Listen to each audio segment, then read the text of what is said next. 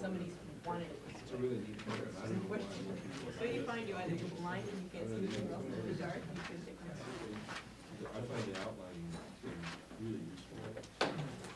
Every session, I was just going through every section and reading, like I said, you find very recent. And Chef White went around the room and identified all the other players, talked about history, psychology, and how it all played a role.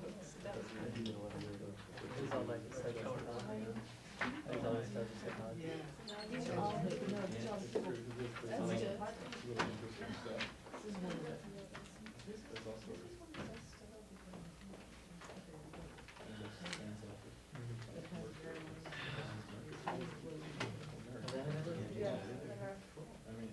What else is there? It's Skinner Show. Right, Skinner's here. No, I know. It's affected it. Murray is I there. went to see Fargo. Gordon And Allport is there. I saw it from the students. That's distributed So everybody wants to get up there. the super distributed confronting evil.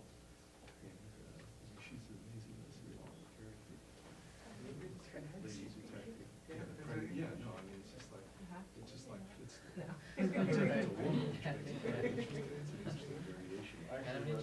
I almost thought there was something wrong with that. I don't know. Saw it a while ago because They're also clearly number of spots. It's a lot of going. So I've mixed in with these endless lists of sounds. If I actually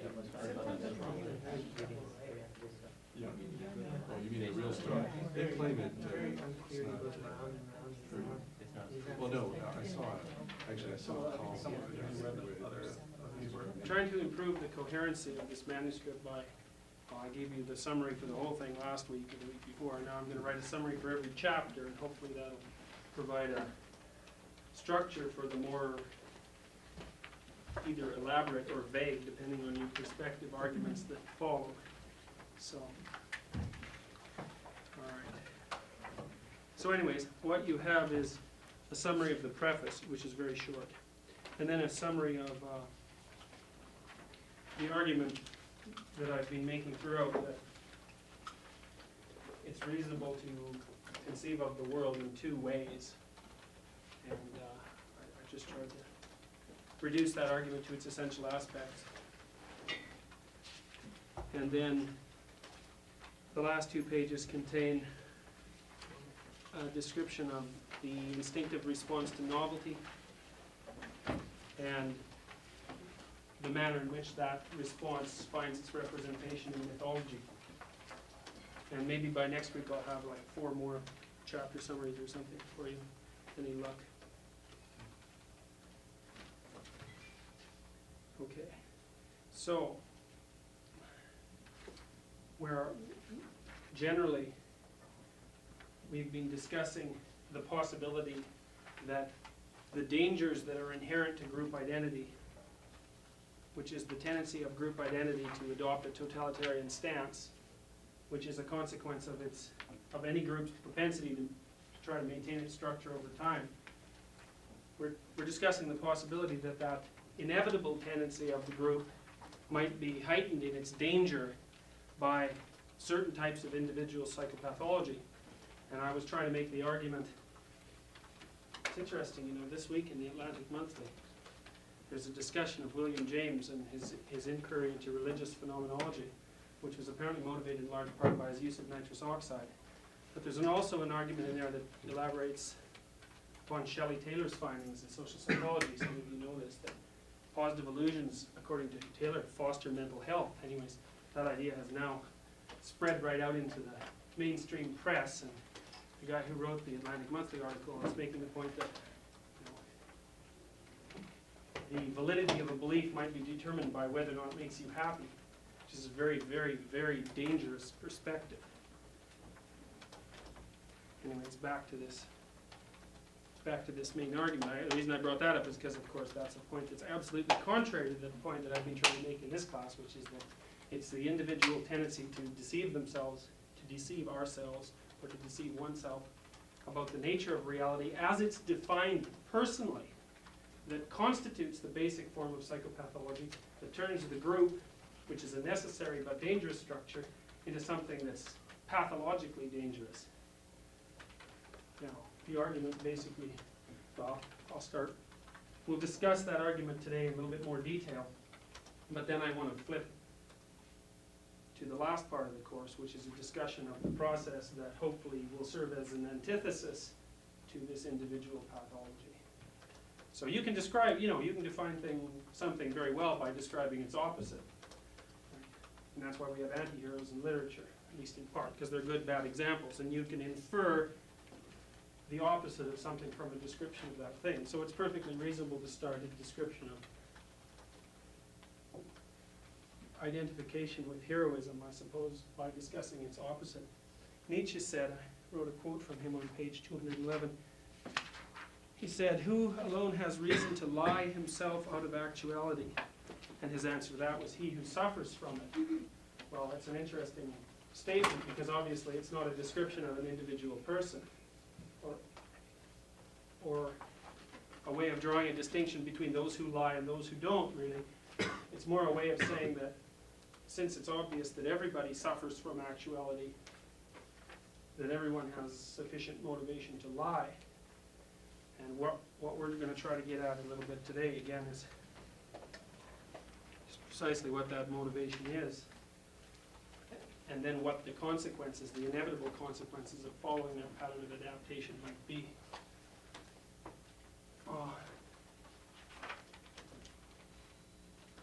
I made the point last week that it's difficult to get a picture of the process that serves as the adversarial counterpart to the mythological hero, because the reason that that process has been described as a personality in mythology is because it consists of a number of things simultaneously. And it's difficult to discuss something that consists of a number of things simultaneously, because when you discuss anything, you have to break it down into its constituent elements. Then you risk oversimplifying the personality or reducing it to something, to one single thing that it's not. And the tendency to lie is a bunch of things at once that are all interrelated. And it would be a mistake to try to reduce it to a single thing. But I think, at least in part, you can, one of the essential aspects of the tendency to lie is rejection of error. Now, there's a quote, I'm going to read you a quote from Milton. He describes Satan's attitude, and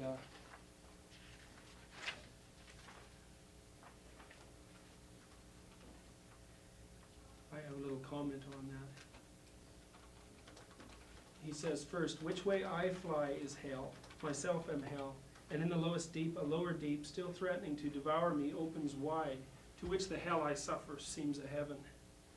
The devil, whose traditional representation of evil refuses any recognition of imperfection, refuses to admit I was in error in my action or in my representation, accepts as a consequence of unbending pride eternal misery, refuses metanoia, which is confession and reconciliation, remains forever the spirit that refuses and rejects." This is a quote. "Oh, then at last relent. Is there no place left for repentance? None for pardon left. None left but by submission.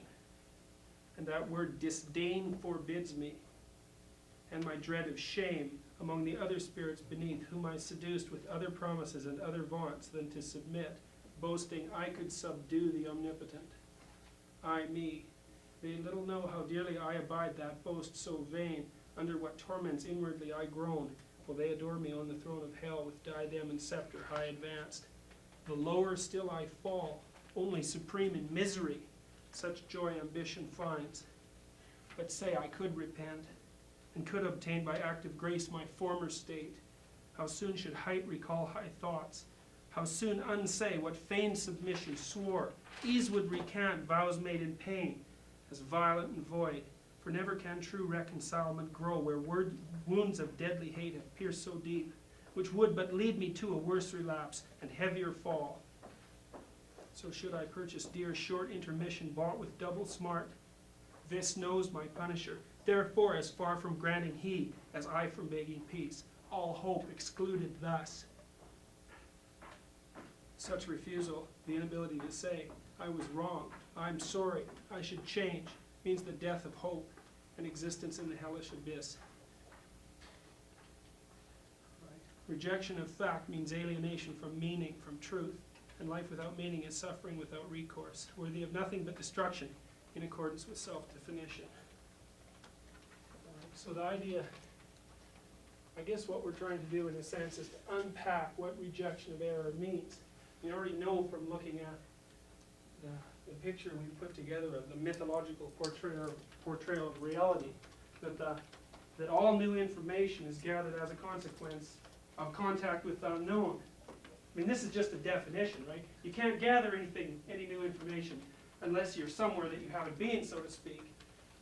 You have to be in territory that's unexplored to gather anything that's novel.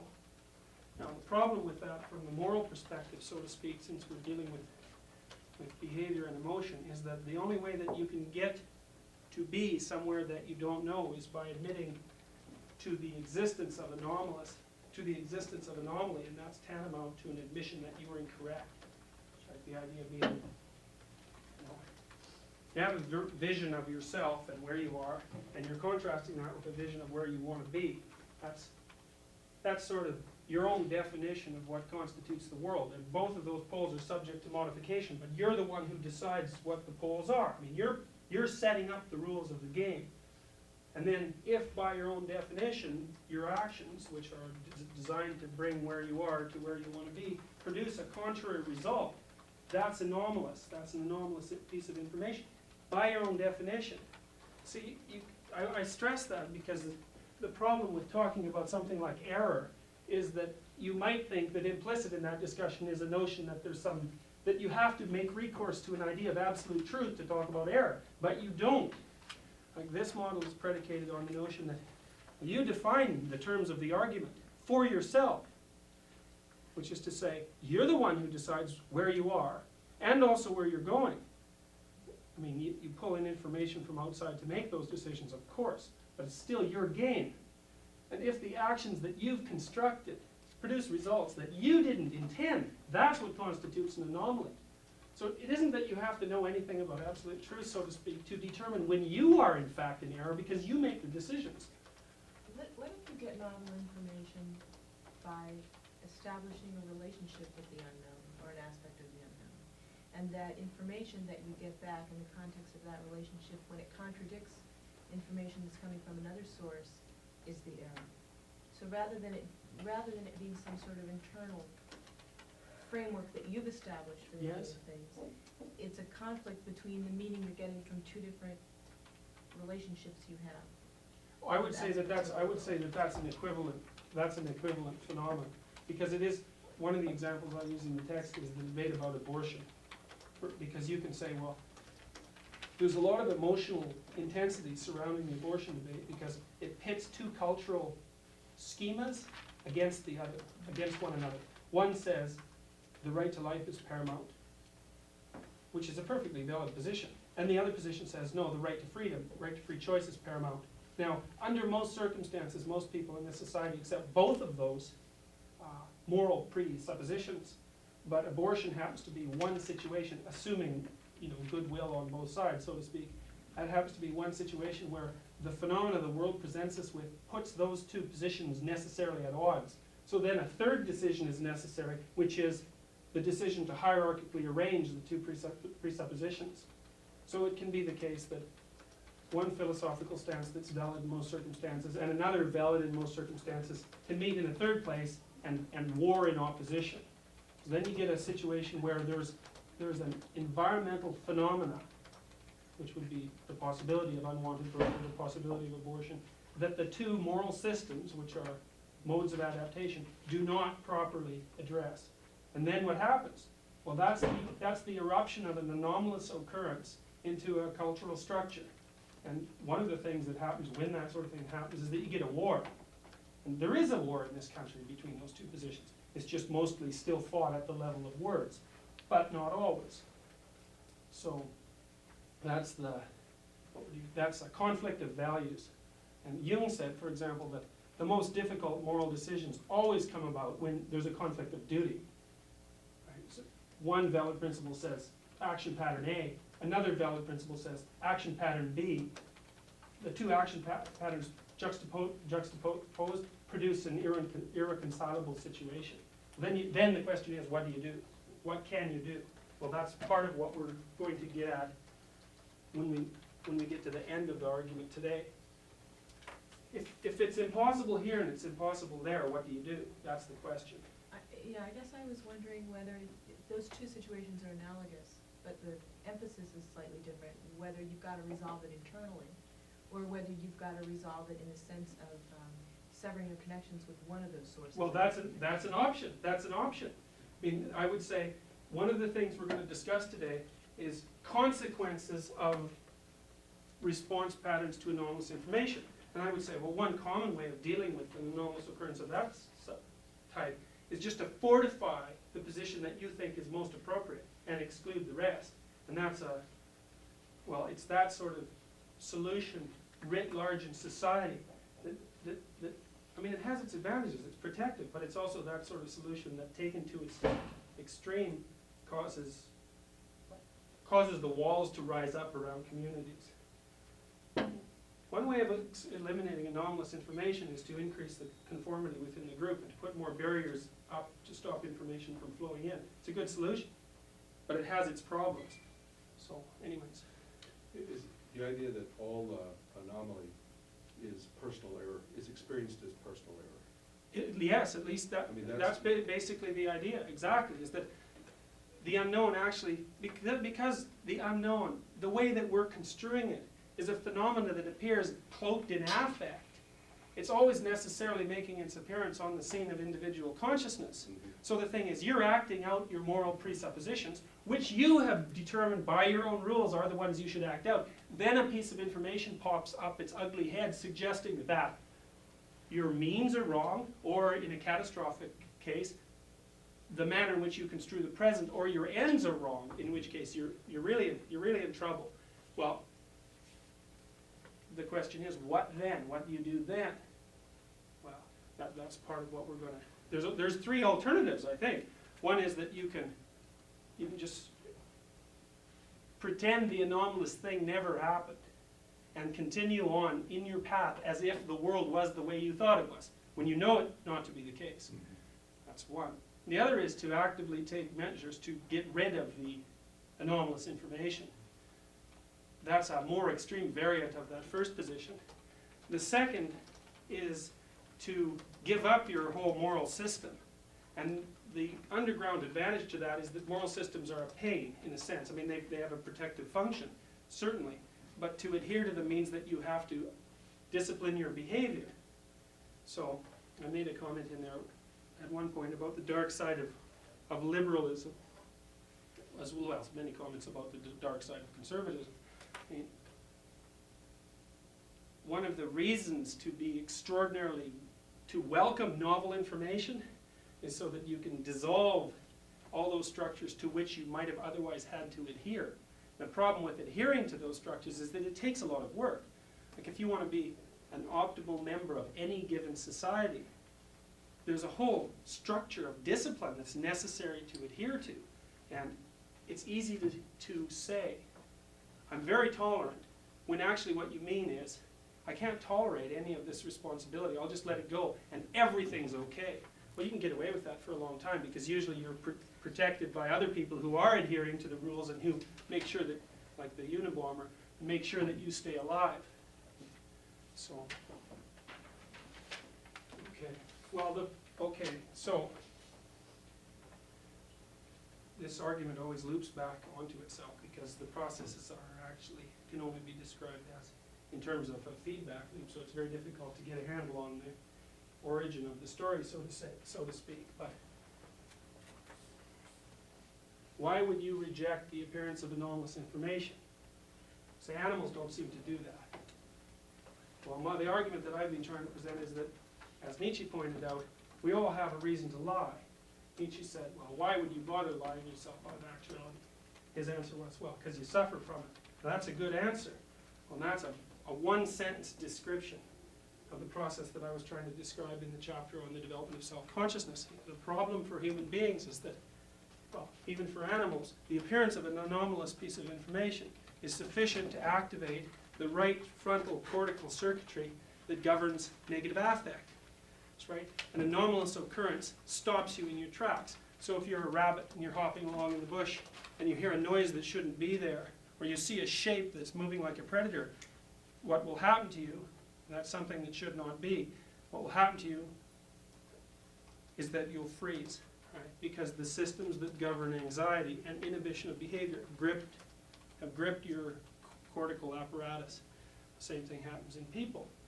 Our first response to an anomalous event is anxiety and the cessation of ongoing behavior, which is exactly how it should be, because if an anomalous event occurs, it indicates, by its very nature, that the plan you were undertaking is wrong, because otherwise the anomalous piece of information wouldn't have showed up. But the problem with us is that the whole domain of anomaly, which can be conceptualized as a place, and is conceptualized that way in mythology, is contaminated by our knowledge of the potential consequences of error. And those consequences, I mean, you can kind of divide them into two camps. There's one price of admission of error is that you have to regard yourself as less than the group that you've identified with, which is to say that you look like a fool in front of people who theoretically you want respect and admiration from. And those can be actual people, or they can be the people that live in your head, so to speak, the superego personified.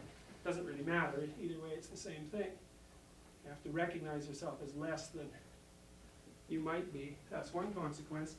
And people are very terrified about that. We don't like exposure of our weaknesses in front of a social group. Even Freud pointed out in his interpretation of dreams that a common anxiety dream was to appear naked in front of a crowd, which is basically to say, to expose your vulnerability to the world, or to have that vulnerability accidentally exposed. And when you make a fool of someone, that's exactly what you're doing. It's like they have pretensions, which are their plans. You just twist them. The plans fall, and you see the person behind the plans, well, they turn red and turn away because their vulnerability has been made manifest to the group and also to themselves. It's a very unpleasant occurrence. That's shame in part. So that's one reason. The other reason is that for us, the whole domain of anomaly is contaminated by the threat of mortality, which is something that's not true for animals at all, because animals can't conceive of themselves as an object that faces these extreme limitations, the limitations of mortality. So we have real reason to turn away from anomaly.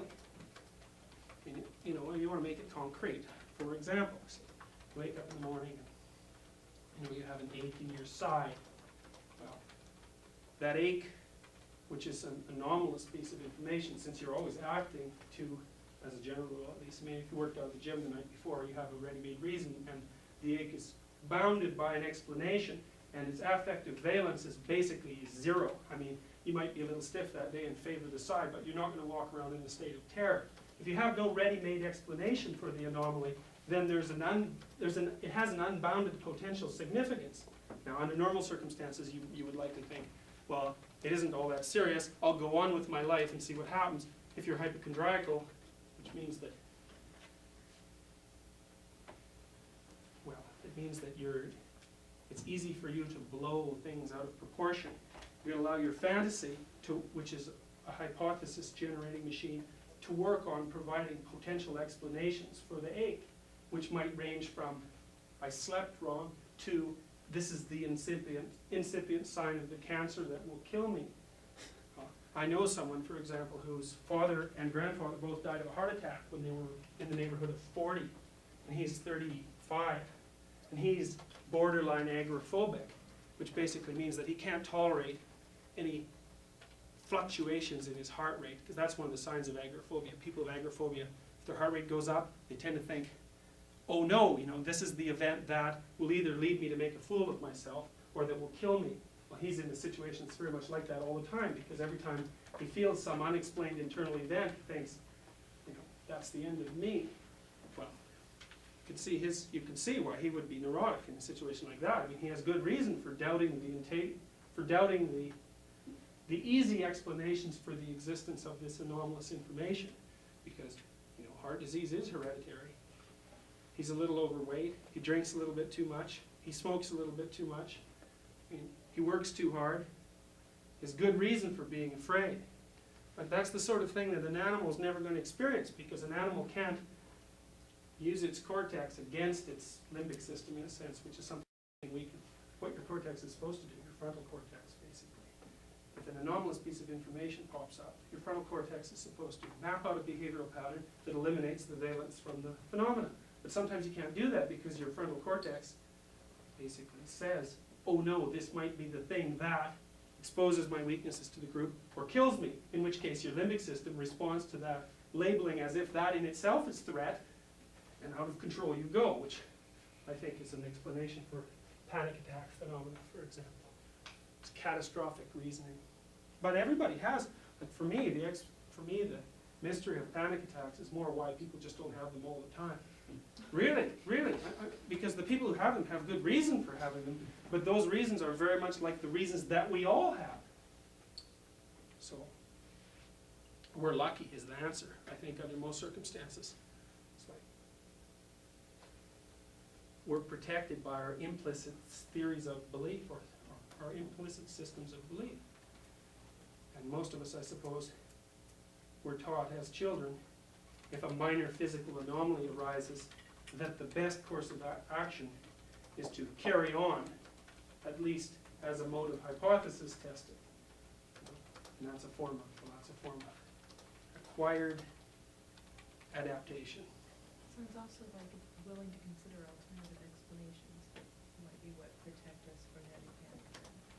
Well, well, sure, and that's one of the things you teach in cognitive behavioral therapy, which is, but the thing is, most of us are lucky, you see.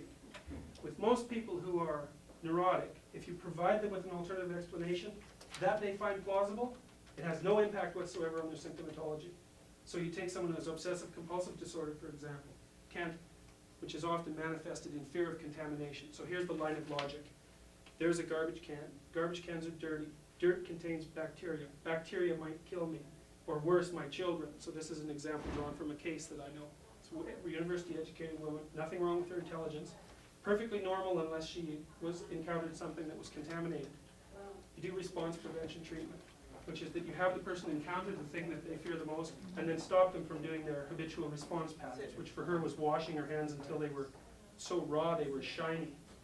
Anyways, she thought that there was a possibility that if she encountered something that was contaminated, which was a category that got broader and broader as her disease progressed, that she'd carry home a disease to her children. Now the problem with that line of reasoning is that it's possible. And you could say to her, and she could understand that, the probability of such an event occurring was virtually zero. But the fact of virtually zero was not sufficiently satisfying for that to calm her, because 0.0001% was too much. So you couldn't rationally reduce the probability to a small enough degree so that her thought of that probability could regulate her emotions.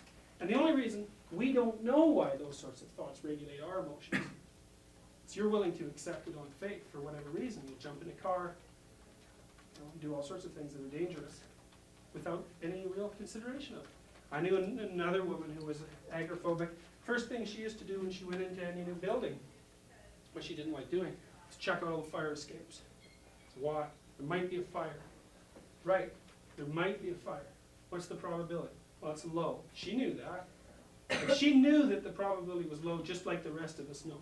But the capacity of that information to inhibit her anxiety was gone. The only thing you can do under those circumstances is actually have people act out not caring. Then that works. But don't some people argue that her rationalization that there might be a fire or her behavior is something that comes after her behavior and not something that causes her? In other words, couldn't it be one of two things? Either she enters the building and thinks, my goodness, there could be a fire, I have to check the fire escapes. Or maybe she walks into a building, her anxiety rises, and she says, I have to check the fire escapes. Sure, that's possible. Some of these explanations are post hoc rationalizations, and it's hard to tell. Like, I'm not trying to specify a causal sequence. What happens in agoraphobia, I think, is like the behavioral avoidance takes precedence over the cognitive rationalization, whatever they are. What happens to the agoraphobic is they go to the mall, something frightening happens, and they run away. Now, it's the running away that constitutes the point of origin for the pathology. Now, they may say, I ran away because, here's my set of cognitive rationalizations, many of which might be post hoc explanations for my behavior. But the thing is, when you run from something, what you are doing, regardless of what you're thinking, is labeling it as something so frightening that I have to run away from it. And that's the most profound level of labeling that you can actually utilize. It's much more real than the secondary or even tertiary semantic labeling that we usually associate with categorization. To run from something means to categorize it as too frightening to bear. And also, one more thing, it also means to categorize yourself, and this is even more important, as something that's so small that in that situation the only thing that can be done is to run away. And the reason that exposure therapy works is, I think, mostly because it counters that latter argument, which is that when you teach someone exposure, when you use exposure to help someone overcome their fears, what you are doing is teaching them that they're not so small that fear will devour them. And that's what causes the generalization. It's learning that. So there's also profound social expectations in a situation like that. Absolutely, absolutely. No, I mean, the therapist uses modeling and social pressure and everything else to foster the notion that the person can withstand the exposure. Can I just translate something back that I seem to be hearing, in a sense, from what you said today so far? If I may, it seems as if the thing that protects us from pathology, the ability to attribute multiple meanings to something, the ability that our prefrontal cortex gives us, is the same thing that can cause a problem also. Because Right. if you've got That's multiple exactly right. meanings, you've got a conflict. And Absolutely, absolutely. The thing, well, any religious myths, for example, myths of the fall, state fundamentally that the development of self-consciousness, which is associated with a tremendous expansion of cortical ability, plus the ability to model the self as an object, precipitated a catastrophe, an emotional catastrophe. But the cure for the catastrophe is more of the same disease, right? So the problem is that a little self-consciousness is terrible. A lot, however, might be redemptive. And that's the notion that underlies all sorts of redemptive mythologies. And that's the notion that's underlying the argument that I'm trying to elaborate up today. Is that if you know enough about yourself, then the consequences of a narrow self-consciousness can be removed. And I would say, well, what myths are trying to teach you, as if they're trying to teach you something, which they're really not. I mean, they're just there. What they're trying to teach you is that your normal conception of who you are is much too narrow. Now at some level you know that's true, because your model of yourself's wrong, obviously, because you're too complex for yourself to model. It's like no one thinks that they have an accurate model of cosmological processes. And it's certainly arguable that the processes that make up each of us as individuals are complex at a level that's exponentially greater than any cosmological process that we could possibly conceive of. So the notion that your model of yourself is inaccurate, that's just a statement of fact. The part that's not so factual is how you can give valid information to increase the breadth of that model. And what I'm basically trying to point out is that mythology can do that.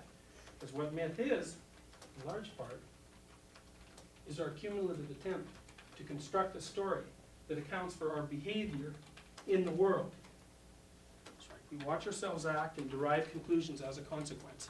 If you're severely neurotic enough that, like, your entire life is a lie and everything bad that happens to you, even though you recognize that it's bad and you're miserable and you're full of despair and have no hope, if it's always from some outside cause and never resign with yourself, what's intrinsically rewarding about lying to yourself if you know that you're making yourself miserable? Because look, any defined terror is better than any undefined terror. Because a defined terror has a boundary and an undefined terror has none. And look, here's an example. There's been some reliable studies of late that indicate that gay men who engage in high-risk behavior for AIDS are less anxious after being diagnosed with AIDS than they were before. Because the possibility is worse than the actuality. No matter how bad the actuality is, the possibility is worse. But what about if you're neurotic because of pride and not fear? Like if it's just I like, think that's always the case as far as I've been able to determine. It's not, that's why I said you can't say this is just one thing. These things conglomerate together. The people that I've dealt with who were severely neurotic, enough so that their whole life was a lie, and literally, it was pride as well that was stopping them from letting go. They wouldn't say, oh look, Jung said, for example, he treated one patient who had an obsessional neurosis that lasted 20 years. He said, I cannot reconcile myself to the fact that I wasted the best years of my life. Say, think of what that admission requires. Say, you know, you have a finite time, and if you've blown, not only have you blown out a big chunk of it, but in the course of blowing it out, you've added to the cumulative misery of the world. You know, lots of people who are non-physiologically unhealthy use their neurotic misery to manipulate others around them to their own ends, to make people feel guilty, to get them to do what they want because they don't think they can just come right out and say, you know, would you please do this? They have to manifest some sign of weakness so that they force other people to take care of them. All of that has to come up and be admitted before you can step away from the situation. what was Satan afraid of then? He had all eternity, he had nothing more to lose, everything to gain. But he said, sorry, oops, and gotten sucked back into heaven. Like, where did pride become fear for Satan in Paradise Lost? I can't answer. I don't know. I don't know enough to answer that question specifically. I mean, the only thing I can say about that is that these processes feed back onto one another. I mean,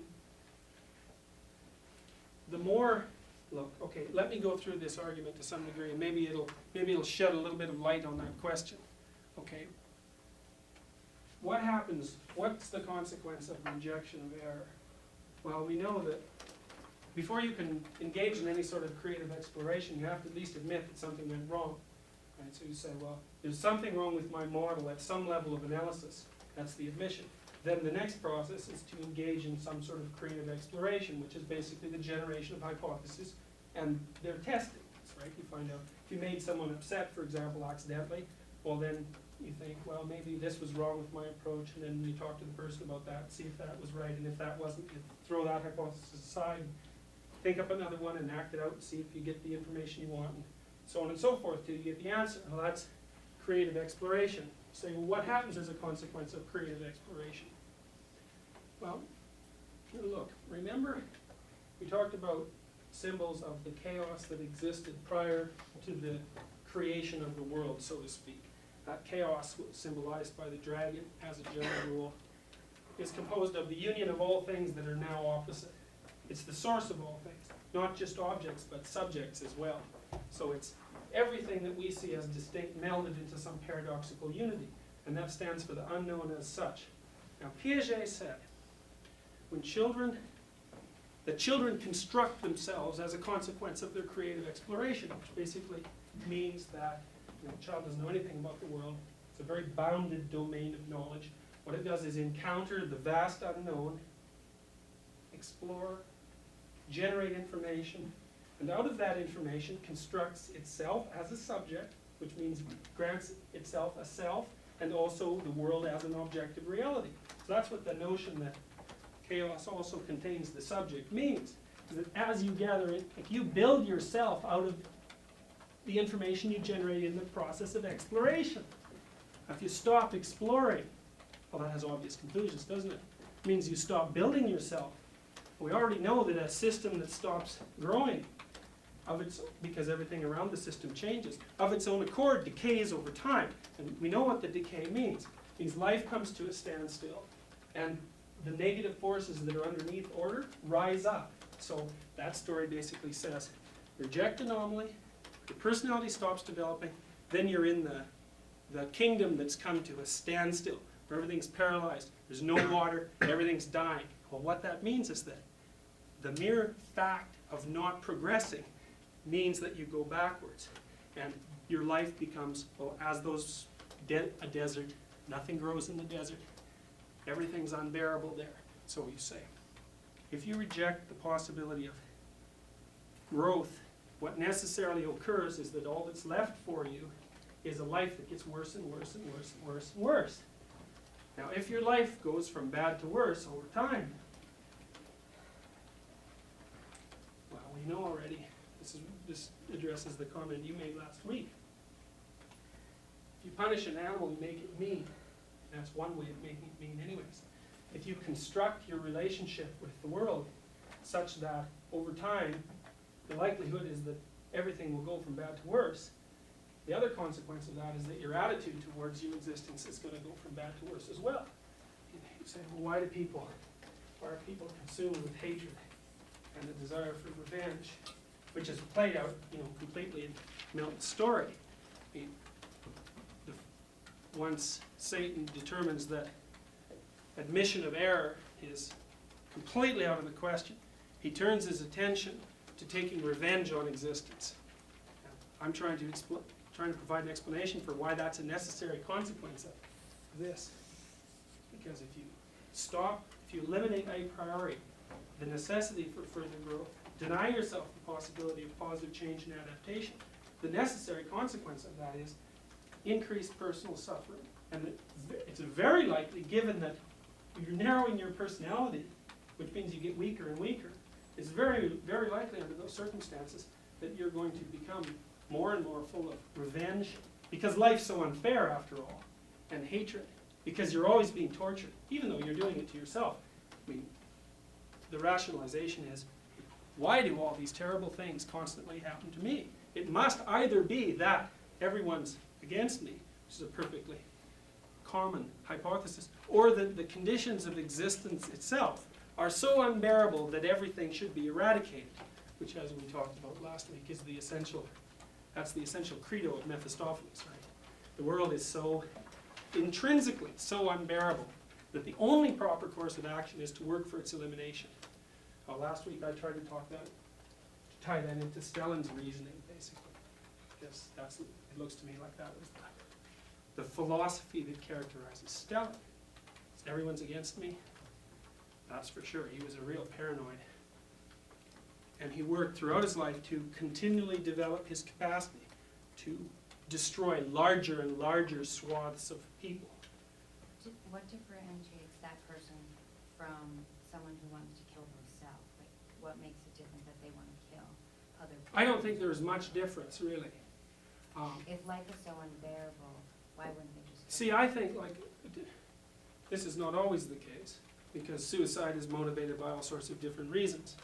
But it's certainly the case, and I think this is particularly true about adolescent suicide, is that it's an act of revenge.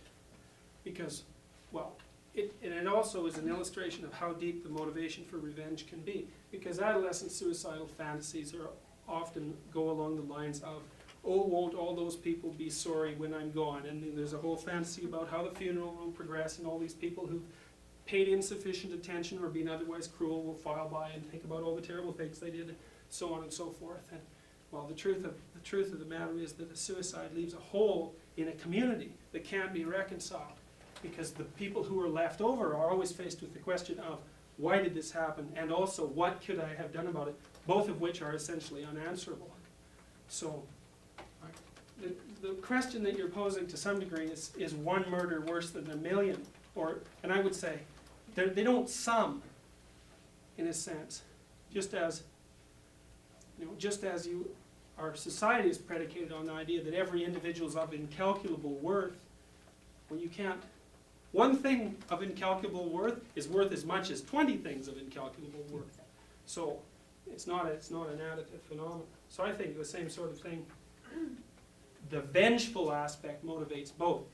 Eric Newman conceptualized suicide as, he thought that was, the mythological explanation was regressive wish for incest with the Great Mother, which is a very awkward way of saying, if only I was gone, if only I vanished back to the point that I had come from, then all of these problems that I'm faced with would just disappear.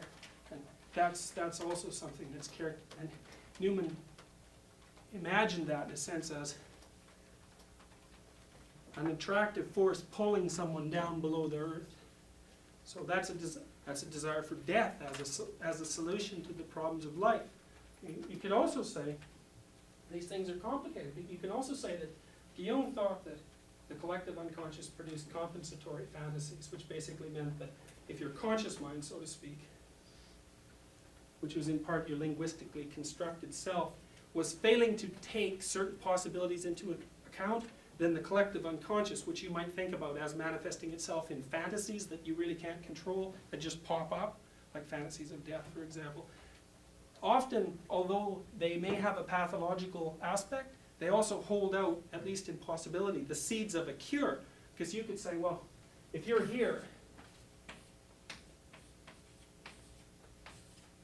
and you're convinced that this is unbearable, the notion that a death is necessary is a first-order attempt to hypothesize that the thing that constrains your interpretation of meaning should disappear, which is to say that the fact that your life has become so twisted that you regard it as unbearable is evidence that your mode of interpretation is so outdated that it should die.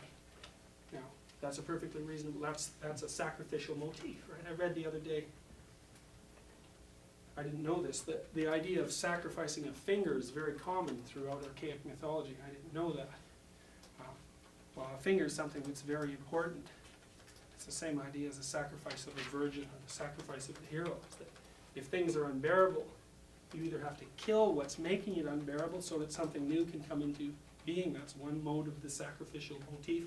But the other thing is the other thing that underlies the sacrificial motif is the idea of the exposure of the hero to the forces of the unknown. That's another sacrifice. So On that diagram, would you... this one? Yeah, it doesn't matter, you can put it back up.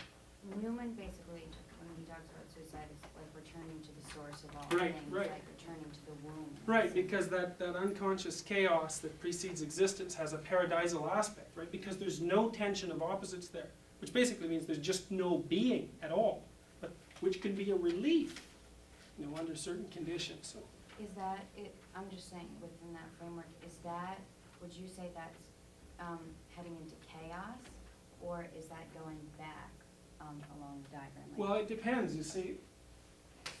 If you move from order, like where's the source of all things? Where's the great, can we put the Great Mother within that diagram? Or? yeah, sure. Look, no problem. This is anomalous information here. So you say, well, chaos is unknown as such. You never encounter that. Because you always encounter things that are more or less within a determinate framework. You never see what you don't understand in its entirety, or maybe that occurs to people who are having some sort of mystical experience. Mostly what you see are things that you can somewhat define that pop up in your day-to-day experience. Those are actual anomalous pieces of information that you have some definitional handle on. Well, the Great Mother would be the... Here. You can think of the Great Mother as the agent of chaos, which is a perfectly reasonable way to look at it, because in the mythological progression, she's the first offspring, right? The original chaos separates into the Great Mother and the Great Father, right? So she is the first child of chaos. So is she a subset, essentially, of chaos, like within that? She's the form that chaos takes in your actual experience. So wouldn't it be more accurate in that diagram to say that chaos there is chaos is the Great Mother there, because what he's going back to, Well, you have to in the sense that remember. he's talking about, that's where the entire diagram comes from, because that's the world before it's split into Yeah, that. but I mean, it's complicated because, for example, many figures of the Great Mother have a snake wrapped around them. Well, that's because the association between the Dragon of Chaos and the Great Mother is very, very close. So to say this is the Great Mother is true, but it's not just that. It's also the origin of the Great Father and also the origin of the hero.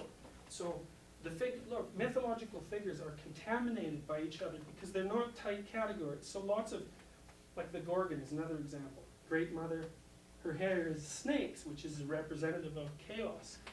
Now when you look at her, you turn to stone, which means that you're terrified. So she's an agent of chaos, but chaos is more. Like that first order category is more than just the kind of anomaly that you encounter in your day-to-day life. It's the source of everything. So it's outside the whole process Okay, oh, Yeah. okay?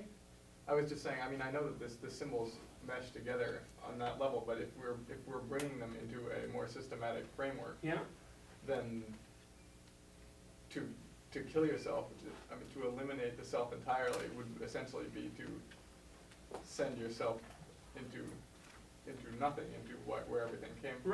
right, exactly. So, which is somewhat different from what you encounter. If that is the diagram of the way we encounter life, then Well, to I would kill say, yourself is outside of well, I would say that the things that make you desire a return to nothingness are the actual anomalous phenomena, or threatening phenomena that you've encountered, like the sum total of all of them. So it's repeated appearances of intolerable information produce within you the desire to vanish, basically. So, anyways, the figures are contaminated. That's why Timeout, for example, in the Mesopotamian myth, I mean, Apsu, he's the known in the Mesopotamian myth, right, the consort of Timeout. He gets very little press in that story. There's about 4 lines devoted to him. The gods kill him stupidly, and of course then Timeout rises up, right, because he's the thing that protected them from Timeout. But that's all that's known about him, really. Timeout is female, and the wife of Apsu, and the mother of Marduk, but she's also the serpent that lies at the bottom of the ocean. That's the mother of everything, the source of everything. So there, you can see the overlap between the mythological domains. She's female, but she's also a serpent. She lives at the bottom of the ocean. So, Did Newman derive his notion of what suicide was based on the fantasies of people who later went on to commit suicide? Or did he just follow a train of reasoning to decide that suicide was a desire for instance with I don't know the details of the conclusion he came to. He was a practicing therapist. Is it possible he got so excited about the system that he was pulling together? Sure, that's always possible. It's more a story. It's more a way of looking at the situation. I mean, it's not unreasonable to suppose that people who commit suicide wish for the cessation of their experience. I mean, since that's what suicide produces, as well as generally a lot of misery on the part of people left behind. There's a psychoanalytic, this is a Jungian accent actually. Okay, if you can't tell what motivates a behavior, look at the effects. The effects are what motivated it. Now, you can say that's a pretty extreme position. It is an extreme position. But I'll tell you, if you apply that to your own life, it produces very interesting consequences, at least as a heuristic. Like you can say, no, that's not always true. Fine, it's not always true. But if you do something and it has a certain effect, and you say, well, I didn't intend that effect, and you ask, why did I do that? A first order hypothesis, a useful first order hypothesis is, I did intend that, but I didn't know it. And if you follow that line of reasoning, it can have very salutary effects, especially if the thing that you didn't intend has happened like 2 or 3 times, because then there's some indication of complicity. If it's only one occurrence, well, mistakes happen. But if it keeps happening to you, I think the other statement was, if it's pointing a gun at you, it's likely that it wants to shoot you. It's the same sort of idea. And that was in reference to the Cold War. It's like, why were people conspiring to build weapons to destroy the world? Well, the simple, and maybe too simple explanation is, well, at some level, that was the intent. Well, I buy that argument. It certainly appeared to be Stalin's intent. I mean, he was practicing it all the time. Now, the question is, how much was that the intent of the West? Well, that's not answerable yet, but I would suspect to a large degree. Does that same reasoning apply to other people's behavior? Well, it's dangerous to apply it to other people's behavior, but look, it isn't a principle that I rely on as an absolute explanation, but it's a useful hypothesis. Especially, like I said, if the same thing keeps happening. See, Elizabeth, you made the point, neurotic people will find themselves trapped in misery that they recognize clearly as misery without stepping outside of it. And I would say, well, that fact indicates that they prefer the misery they have to the possibilities they don't have. See, it's the only way to explain, or it's not the only way to explain anything, but it's one way of accounting for the fact of resistance in psychotherapy. Isn't it also true, like in Notes from the Underground, where the point is made that suffering is fun? because like it gets attention and. Oh, sure, that's the Yeah. secondary gain hypothesis.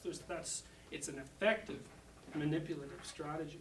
It has all sorts of self-reinforcing side effects. I mean, that's why it occurs. Rejection of anomaly is very negatively reinforcing. That's one of the reasons why it has this attractive aspect. So if you don't attend to all those things that indicate that you're in error, I mean, to the degree that you're successful in not attending to them, you're not anxious, you're not depressed, you're not confused, you know. But the problem is all that information that you don't process, first of all, isn't transformed by you into something usable. And second of all, as far as I've been able to tell, it accumulates over time. And then what happens to you is that you're getting smaller and smaller, just because that's the way things work, basically. If you stagnate, you get sicker and sicker. And the things that you yourself have labeled as threatening, because when you refuse to process something, what you're saying or what you're doing is, that thing is too terrible for me to contemplate. So what you're doing is transforming chunks of the world into the category of those things that are too terrifying to contemplate. Or you're leaving them in that category, which is a more accurate way of looking at it. You know, sooner or later, you're this high, and the world that you've transformed into threat is everywhere around you, and it's only a matter of time until you're weak enough so that the whole thing falls in on you. Is there a difference between ignoring it and just interpreting it in such a way, like the positive bias phenomenon, where nothing is ever your fault and like you're the martyr, like anything bad that happens to you is because there's some evil force out there? That way you're kind of taking it in, only you're putting such a spin on it that you're saying, here's this unknown thing, I'm making it known, but I'm labeling it wrong on purpose. That way. Well, that's just a variant of the same theme. But it accumulates. Well, I think it gets worse accumulates. and worse because It's a feedback mechanism. That's right. There's a feedback mechanism at work. So 'Cause because if I you get mislabel- smaller and smaller. yeah, and you mislabeled the problem. Or well, actually, I think really what you're doing is that you're not pulling the label off it, because we already know that anomalous information manifests itself as threat. That's right. That's how your right frontal cortex works, basically. Mistake comes up in the form of threat. That's how it's indicated. Well then, so it's already labeled as threat. Your job, when you explore, is to transform the threat into something irrelevant or something beneficial. Not to merely label it as something different, but to actually change it by altering your behavior into something that's usable. If you don't do that, well then, what's happening is that the determinate world transforms itself back into terrifying chaos. And you're just failing to stop that from happening. It'll do that all by itself. But by labeling it an evil force, you may then take effort to get rid of Well, the evil force and thereby make it even worse. That's true. That's certainly at least worse for others, and I would say, well, also And for worse for yourself. yourself. Yes, Yeah. yes. Oh, that's right. I mean, but there's more motivation to that, because as you're weakening yourself and your hatred for life grows, your desire for revenge accelerates, so that then if you could take the next step and say, well, not only is this anomalous information intolerable, but it's evil, then I can kill it. Well, then you've got everything set. Because you can remove the source of your trouble, you can act out your hostile fantasies, and you can feel justified because you're patriotic, or which is all just it's rubbish. Yeah, it's like maybe you were talking about Mephistopheles and the world is so terrible that it must be destroyed.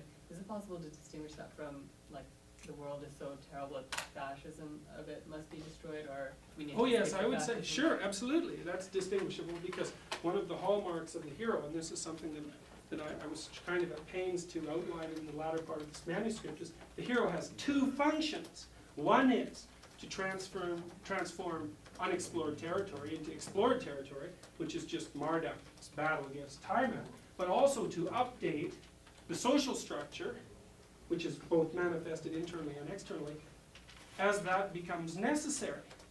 So, now we know the problem with updating a social structure is that sometimes that takes on a revolutionary aspect, and then for all the adherents of that social structure who are undergoing a forced revolution, that heroic activity is going to seem like a demonic force. And that's why people are so irritated at heretics. That's right, because they pop up anomalous information, and for good reason. I mean, careless hereticism is very, very dangerous because it produces schismatic activity and breaks societies down. But it also It's like a genetic mutation. That's the best metaphor I know. It's like 999 revolutions are counterproductive. But the one revolution in 1,000 that isn't counterproductive is absolutely necessary. And the problem is, how do you distinguish between the two? I mean, if you just use the odds, the first thing you'd say is, all revolutionaries should be regarded with skepticism, like extreme skepticism. But not skepticism to the point where a priori they should be eliminated, because one of them just might be, well, just might be the hero. So, comment? Yeah, I'm still trying to translate what you're talking about into sort of a parallel framework. And what I was just thinking of is there might be two ways to change the social system. One, by coming back as a heretic and advocating, okay, the way things should be, Yes. telling people what beliefs should replace the ones they have. The other way is to come back changed. Right. Then- Yes. And then your relationships with other people change, and Yes. that's. Well, that's the sort of path that I want to outline in more detail next week, because I think one piece of evidence that should justify skepticism is the overt desire of the revolutionary to maintain their position at all costs and to transform everyone around them. Because then you think, was that revolution, or is that fascism masquerading as revolution, which it almost always is. So like a communist ideologue who wants to transform a capitalist society isn't a revolutionary. He's just a fascist on the left wing, you know. There's no heroism in that. And I guess I suppose the other thing that one might be skeptical of is revolutionaries in groups, because that's sort of a contradiction in terms, right? So, not always for either of those, but that's still a sign, I would say. But I think that the notion of coming back change, that's the issue. I think what these myths are trying to point out is that the only permanently effective form of social revolution is a personal revolution that then just acts itself out. And that social change is just a necessary consequence of that personal change. It isn't something that's being enforced or even planned out to all that degree. It's just, that strikes me as a justifiable position. At least then you're also much less likely to make catastrophic errors, because your primary concern is always, what am I doing wrong? Or here's the situation, how am I contributing to it? Not, where are all the bad people who are really causing all the trouble? So I knew lots of, this is kind of sarcastic comment, I guess, but I knew lots of environmental activists in graduate school who lived in filthy apartments. It's like, they couldn't even keep their personal territory clean. And yet they were willing to engage in activities that in terms of their own fantasies had the potential impact of restructuring society. Practice what you preach. Well, at least act it out so that you can see on your own territory, one, if it works, and two, if you can actually even act it out. So, the thing is, there's funny mythological statements like, the man who rules himself has I don't know the quote precisely, the man who rules himself has performed a more difficult task than the man who rules a city. What the hell does that mean? It's hard to rule a city, but what it means is, it is actually the truth. You're much more complicated phenomena than a city. And to bring yourself under some sort of control is much more difficult than, it's more difficult than bringing a given social structure under control, because the social structure is simple in comparison.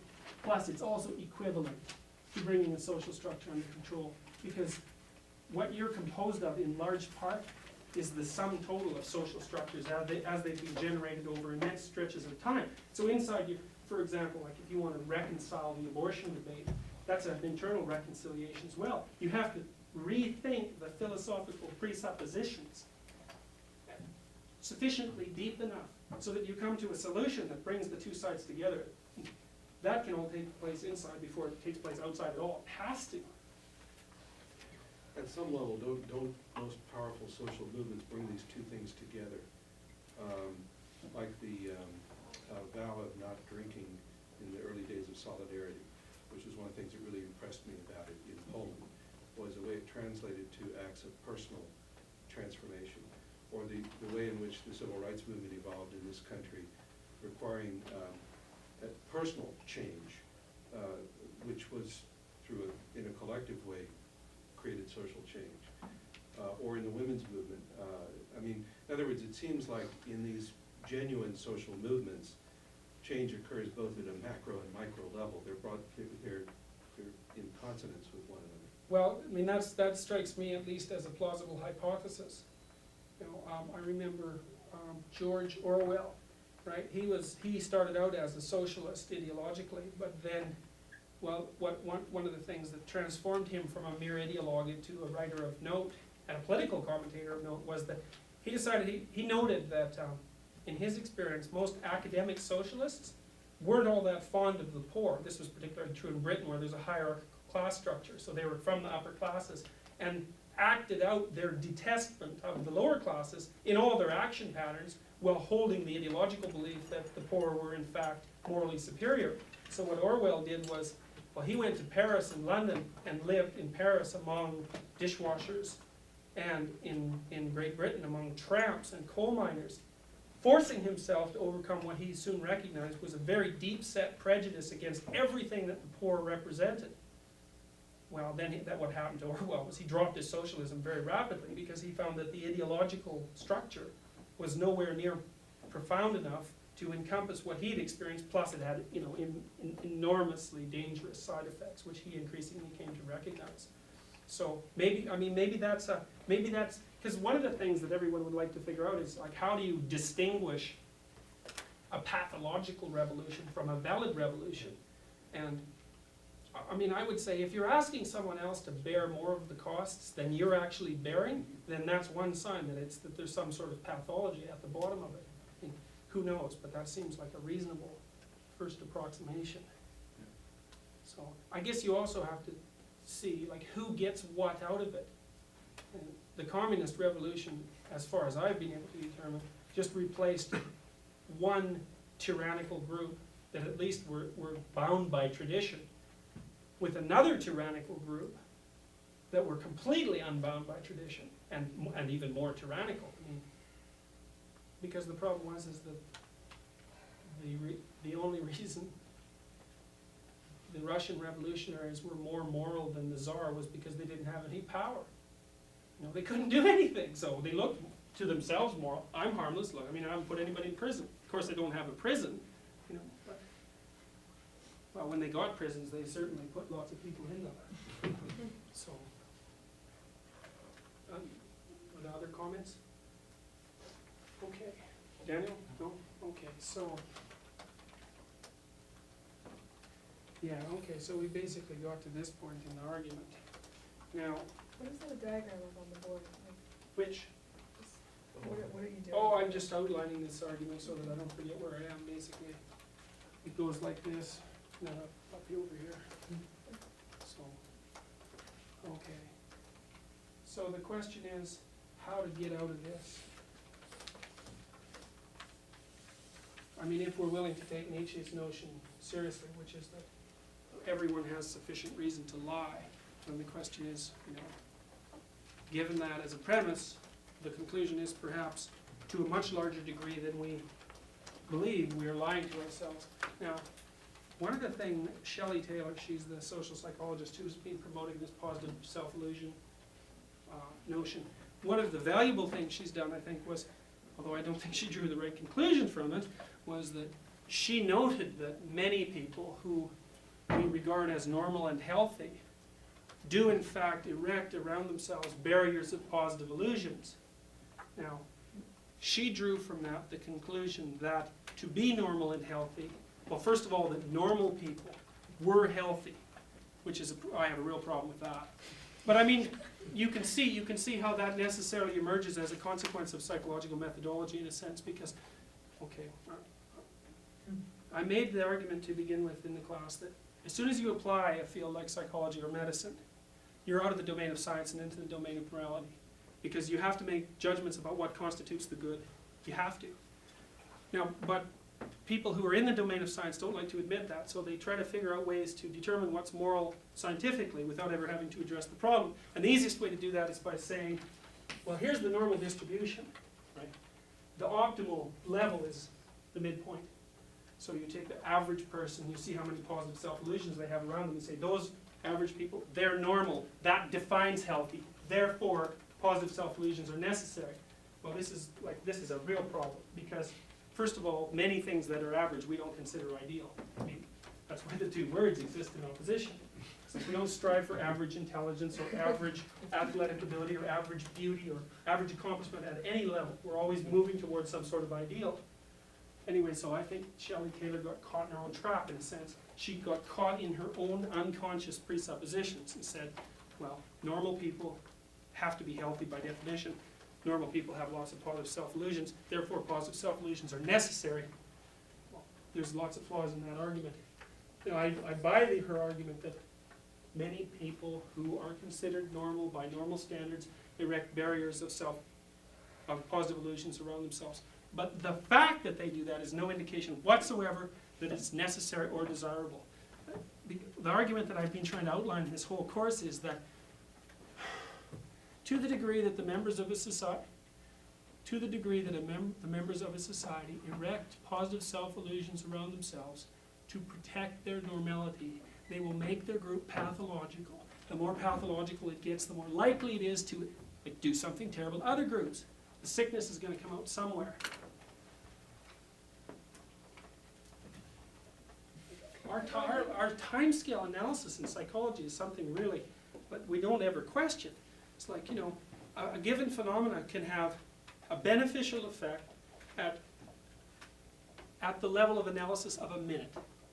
A detrimental effect if you look at its effect over the course of a day.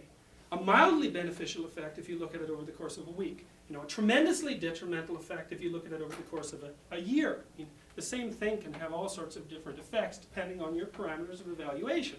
And generally psychologists pick one parameter of evaluation and say, well, that's representative of the whole temporal framework. And that's just, it's not a justifiable conclusion.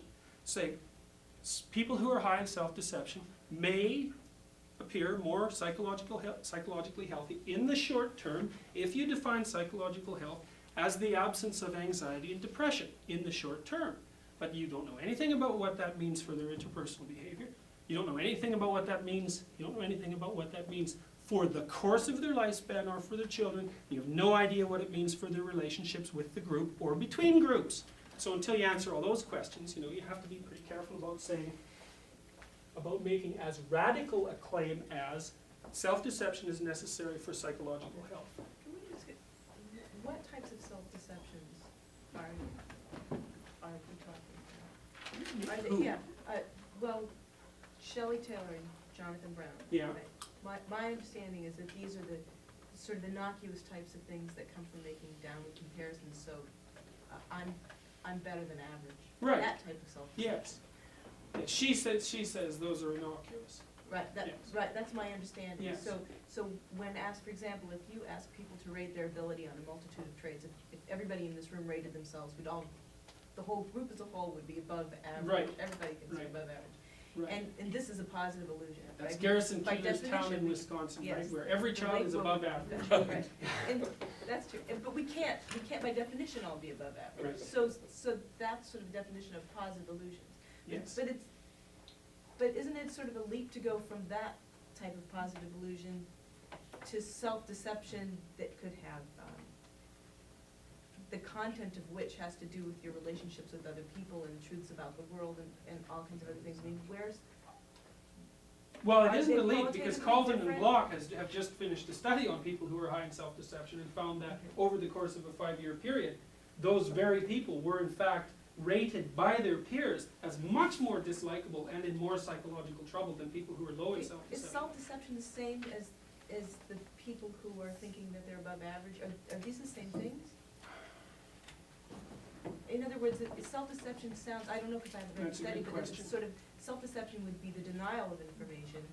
Positive illusion would be sort Yeah, of that rosy hasn't, look, view. that hasn't been completely sorted out Sure, because, what if you told this person, no, the truth is you are average? yeah, And they accepted it? And in other words, it seems to me that they're looking at slightly different things. well, like I said, in the literature as a whole, that hasn't been sorted out. Even, like, we're using one of the inventories of self-deception in our lab right now to try to sort some of this out, and it's got different it's one scale with different factor subcategories, one of which is self-enhancement, which would be more like I'm more than average, and the other ones, there's two others, one of which has to do with the denial of negative information. And maybe one of those is more pathological than the other, and maybe one isn't pathological at all, although I wouldn't bet on it.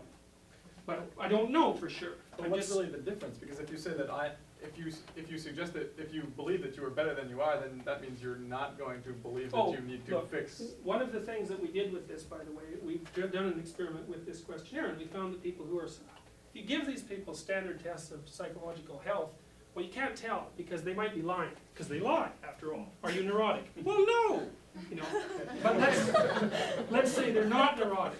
Well, what we did was we took people and we looked at their tendency to self-enhance. We divided them into high self-enhancers and low self-enhancers. Then we gave them 20 photographs to rate.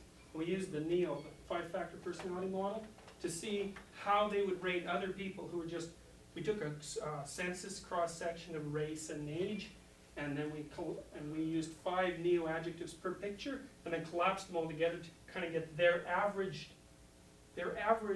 personality inferential model, which is, imagine you force all those 20 pictures together, you get a composite individual, plus you get a composite personality score.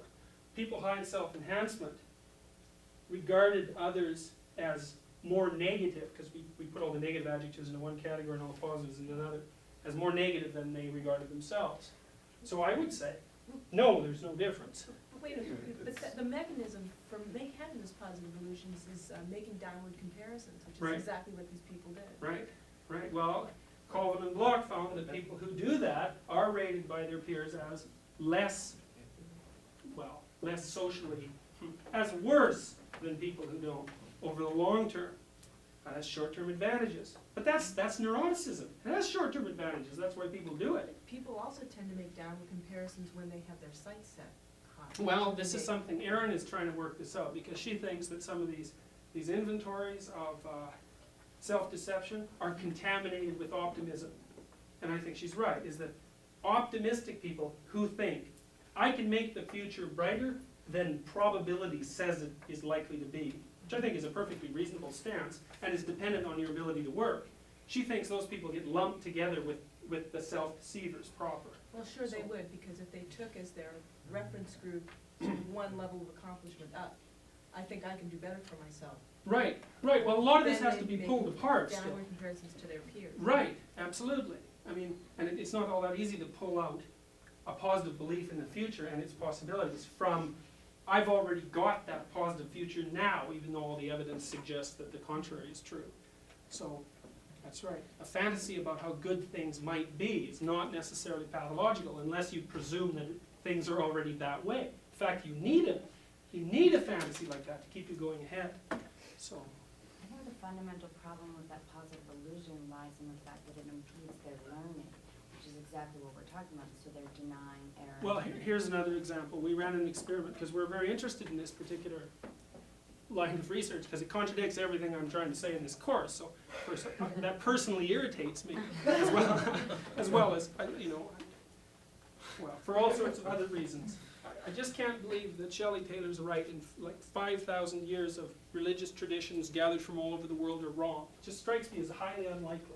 Anyways, we used this test that has been used to discriminate psychopaths from non-psychopaths. Now, the thing about psychopaths is that while they're not very pleasant to be around in the long term, although superficially they can be very charming.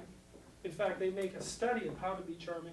In fact, if you do group therapy with psychopaths, which is a very bad idea, they become more effective psychopaths because they pick up a whole psychological vocabulary and an array of professional techniques that they would never otherwise have access to.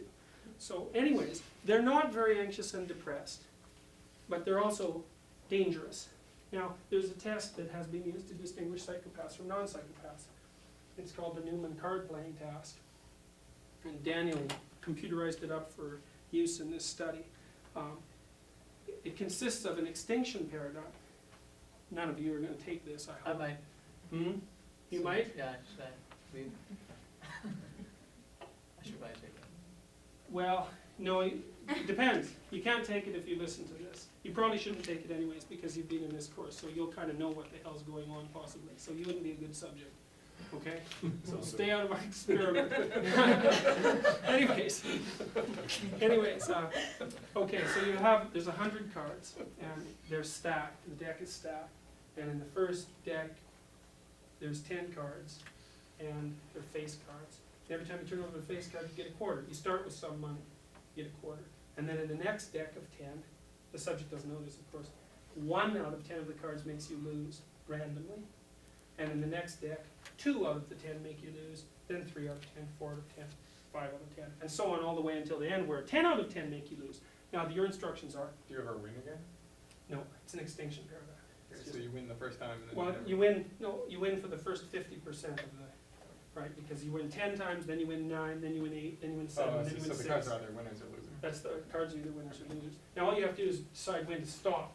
Now the object is to maximize your money, obviously. Well, high self-deceivers make half as much money as low self-deceivers because they don't know when to quit. And I think the reason they don't know when to quit is because losing is indication of error. It's labeled with negative affect. That's what stops you. If you habitually ignore all signs of error, well, you're not going to stop doing something stupid as fast as you should. So anyways, they make half as much money as low self-deceivers. So Wait, I'm sorry, I don't understand. So, they keep going longer than they should. but do you start losing money or just stop winning? No, every time one of these, sorry, maybe my explanation was confusing. Yeah, you either win a quarter or lose a quarter. That's right. Right. So the ratio of wins to losses decreases over time linearly. And you should stop somewhere in the 50-50 range, right? Or maybe a little after that, because whatever, but somewhere around there, when you're losing as often as you're winning.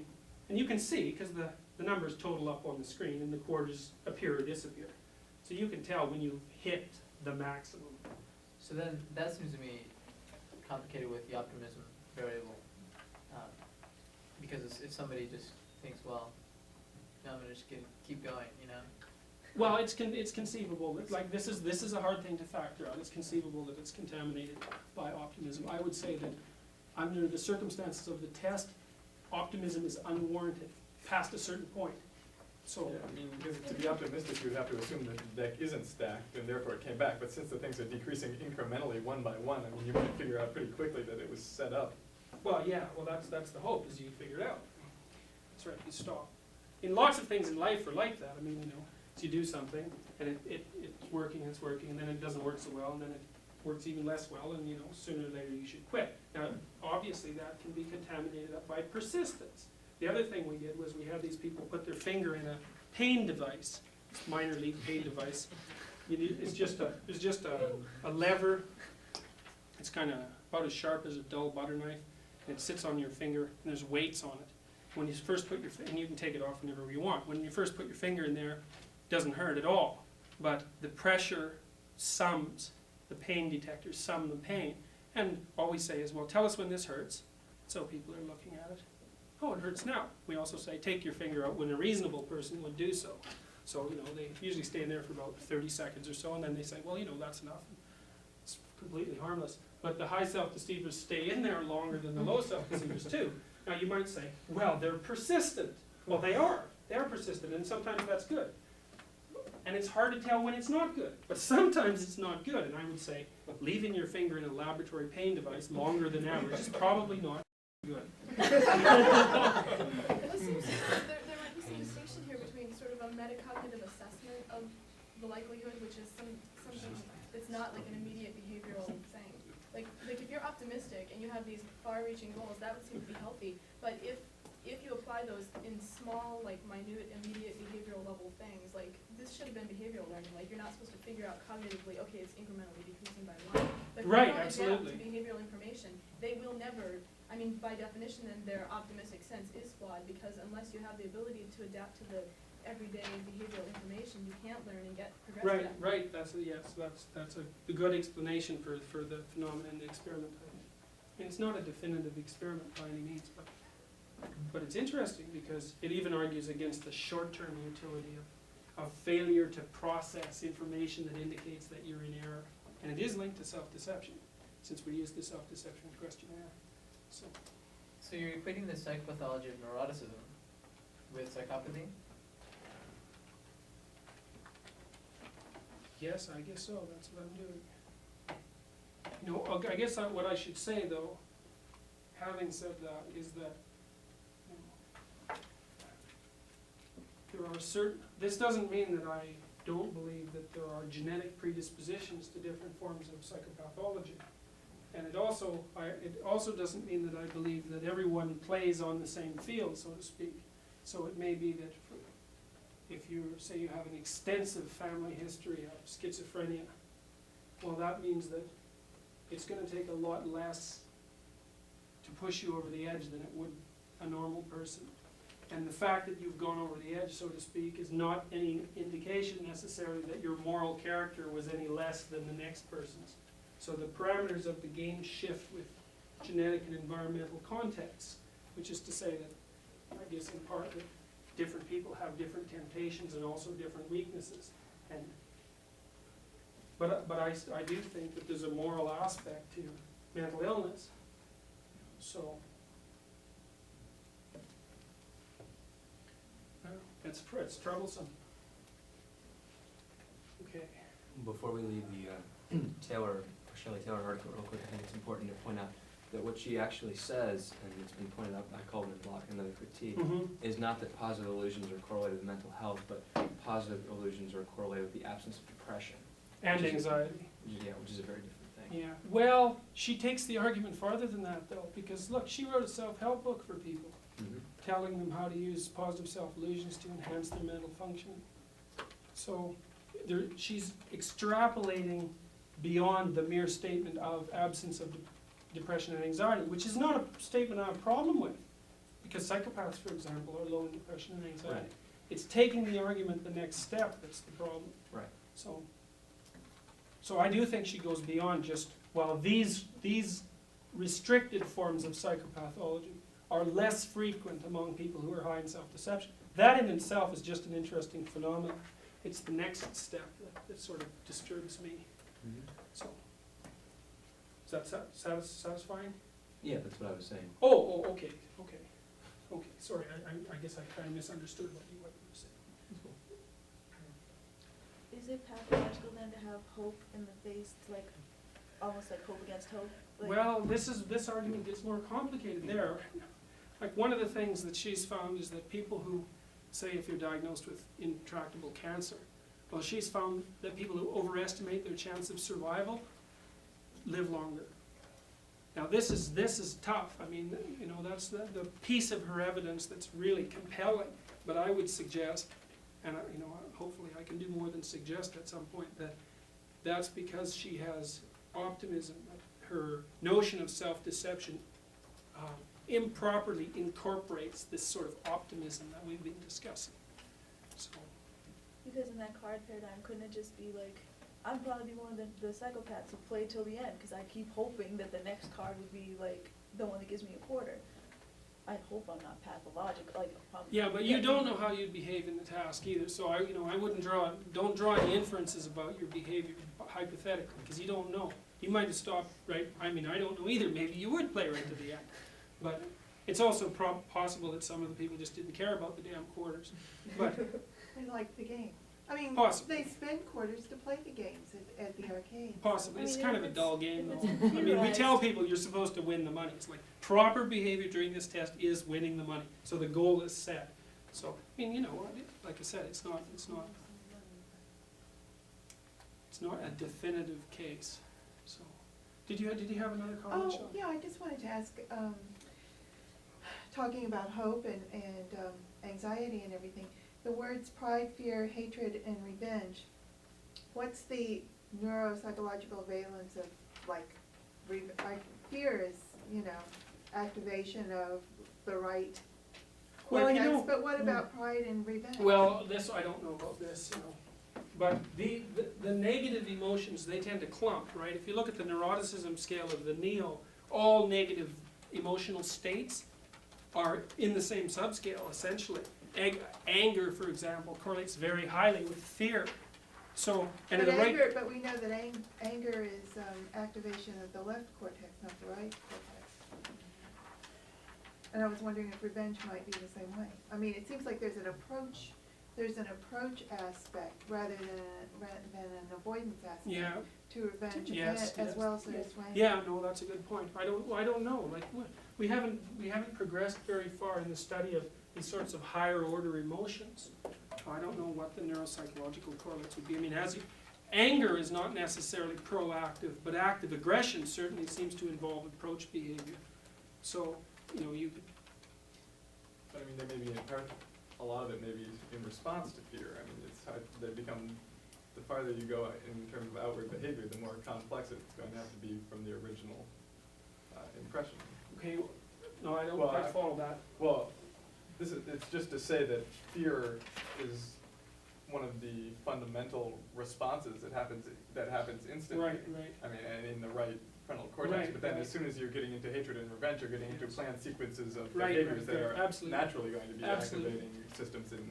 And the different brain. systems too. Right. No, that's an astute comment, because when you say aggression, for example, what you're saying is a word that contains, 40 different categories of behavioral Right. output, because there's defensive aggression, there's instrumental aggression, there's anger,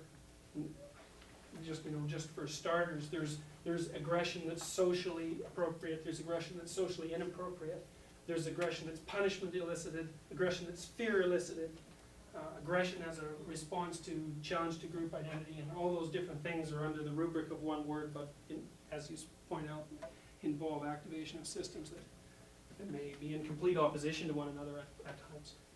The hope thing seems to me to be something that, like, it seems to me there's two totally different things that in everyday life we call hope, and one would be sort of equivalent to the hero, and the other one would be equivalent to like an over-rigid identification with a social structure. Because, like, if you say you have hope in the future, that hope can be the kind of thing that keeps you looking for other alternatives and helps you find your way around messes and sort of motivates you forward into Anomaly or into whatever, like the hero to encounter the new information. Or you can have the kind of thing that we don't distinguish, we call it hope too, but it's the kind of thing where you say it keeps you from finding a way around Right, things, right. because you say this one will I work think, out. and I you think just what you're blindly talking about adhere. is more like faith. Okay, because hope, I think you can actually categorically define hope in a sense. And I would say hope is what you experience as a consequence of the positive valence of an anomalous occurrence, which is to say that you experience the affect of hope when you're faced with a cue for satisfaction, with an incentive reward, and that accompanies activation of the left frontal cortex. I think what you're talking about is this, and I think you're making a distinction between blind faith, which is, oh, everything's going to turn out wonderfully, even when the barbarians are at the gate, so to speak, and the faith that says, no matter what comes up, which means I know that things will transform, I can deal with the transformations if my attitude is proper.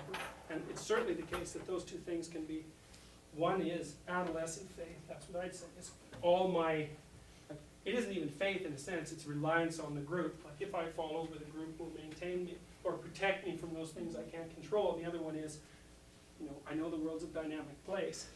There's something in me that can respond to it.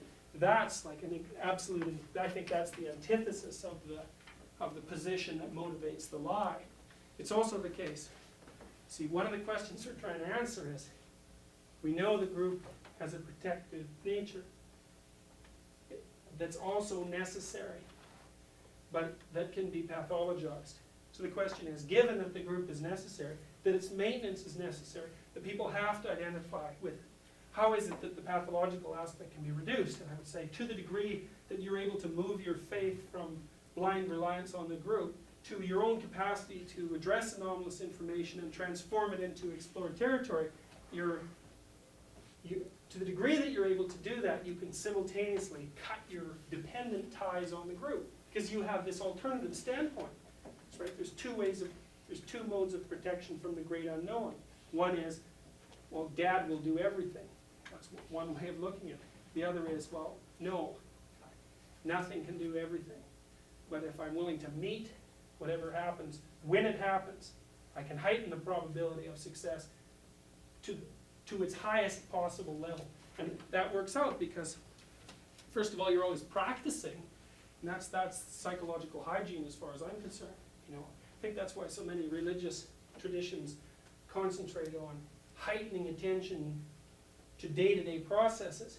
So little bits of anomalous information are always cropping up in your interpersonal interactions in your professional work, in everything that you do. And if you learn how to respond to those anomalous occurrences that are relatively small while they're happening, first of all, you keep your personality healthy. You practice knowing how to do it, so you increase your confidence in yourself.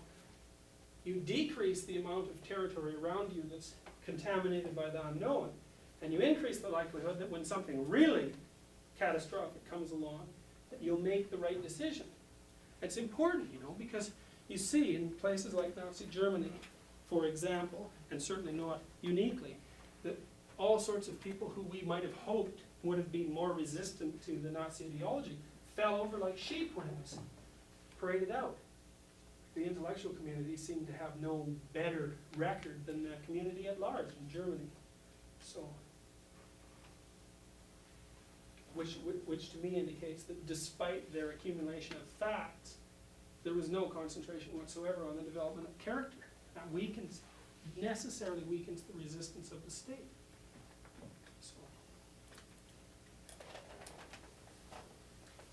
So I'm trying to think about how you can distinguish between the optimist and the psychopath in your experiments, and what it seems to be to me in my experience that, or maybe at least from your experiments, that the psychopath goes on ignoring threat, but even while being punished. Now I'm trying to figure out if it's being punished by the known or by unknown things, because when he sticks the finger in the thing, that's something that's known that it's going to hurt you, you know, and they stick it in longer. So that's what I'm trying to figure out. The optimist, I think, ignores threat, but does not keep going on when being punished by the known or the unknown. Yeah, I doubt if it breaks down. I doubt if it breaks down that straightforwardly. I mean, the optimist is someone, I think, who's willing to endure and voluntarily meet threatening conditions in order to attain their end, but who also modifies their behavior as a consequence of encounter. That's the critical thing. Is that the optimist who's healthy has an ideal that may even be impossible. In fact, I think in some ways, if you don't have an impossible ideal, then your ideal is wrong. It should always supersede your grasp. I mean, that's the whole point of an ideal. It's something that as you approach it, it recedes, but transforms you along the way. So you might say, well, that's a pathological fantasy since it can never be brought into existence. But there's a difference between your conception of the future as an ideal place and your belief that despite all evidence, the present is that ideal place, at least insofar as it's composed of you, apart from all these other horrible people that happen to surround you. So, like the distinction between persistence and stubbornness or hard-headedness or whatever. I'm trying to understand the distinction between hope, the kind of hope necessary to risk action, and optimism. Yeah, well, again, I would say that's faith, actually. Cornel West talks about it. Yeah. Leap of hope. Oh, yes, okay. Required to sustain political activism Right, in the face right, of right. In the face of evidence, non-optimistic, sure. yeah. In the face of evidence that all your personal efforts are useless. Yeah. Right, right. So that's healthy? Depends. Well, yeah, again, it's very dangerous to try to identify a definition of that. Something that can be defined as healthy. Okay, so let me see if I can address that more particularly. It's adaptive.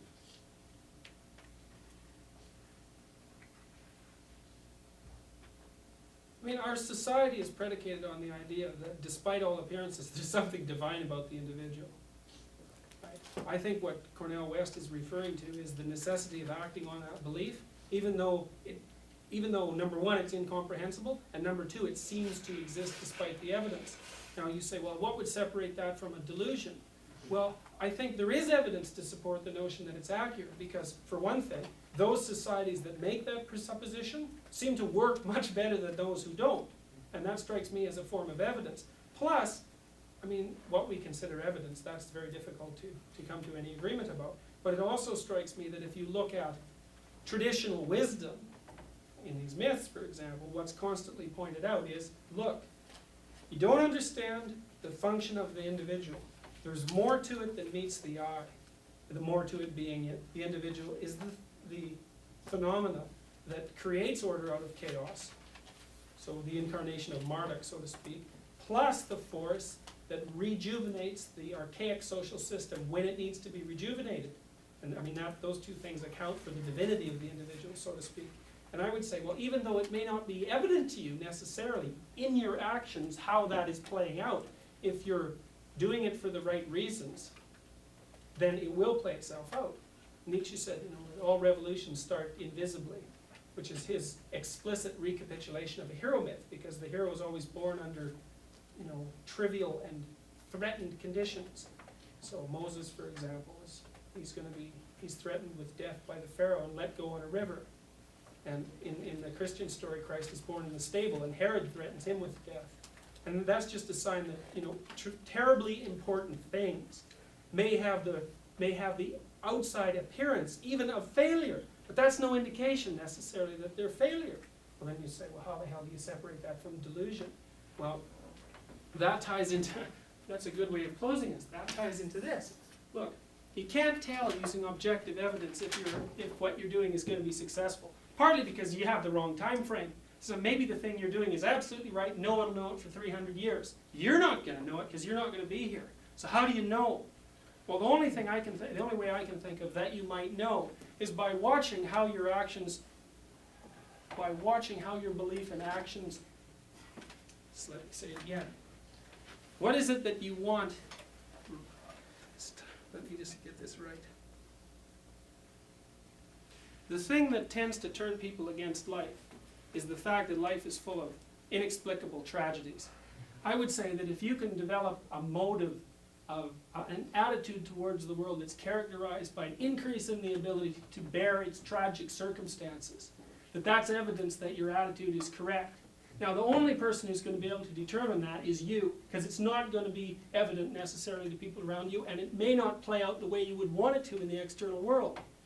So then the question is, how is it that you can come to the state where you can trust your own judgment about your beliefs, given that people's beliefs get out of hand all the time, and they say, well, this belief is right. Well, that ties back into this. If you fill up your head with information that you know, by your own definitions of truth, to be false, then you can ensure that you're not going to be able to trust your own judgment. Now, the problem is there's going to be times in your life where your judgment is the only judgment that can even possibly be valid. And it better be the case that when you're in that circumstance, that your head is free enough of lies so that you can be certain that the decision you're making is right. So I would say, and this is the thing that's going to underlie the last lecture in the course, is there's two poles that underlie your ability to determine if you're on the right path, this way. One is you're doing something that you're interested in, that's meaningful enough so that you say, even with all the tragedy of life, the fact that I can do this makes it all worthwhile. And the second thing is, you better make sure that you're not deluded in what's making you interested. And the only way you can be sure of that is that you're not lying. Because you might end up developing an interest in axe murdering, because that happens to people, or in slaughtering.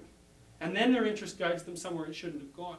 And I would say, well, that's because they pathologized themselves by filling their brain, so to speak, filling their mind with information they know is not veridical. So there's two poles. One is where something meaningful manifests itself, follow it. Now, people want to do that anyways. That's what makes your life interesting. The other thing is, whenever you have the opportunity, make sure that you tell yourself the truth, because if you don't, your interest is going to become sickened, and then it'll lead you somewhere you do not want to go.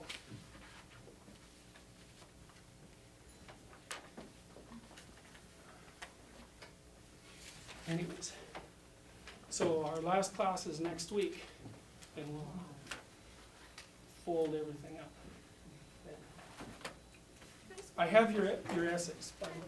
Yes, yes. Would you say that most of the time, if a person continually repeats behavior that they know is that they like the behavior so much, and that they don't like that it continually create let's say it's a effect. Would you say that that's probably a rationalization, and that most of the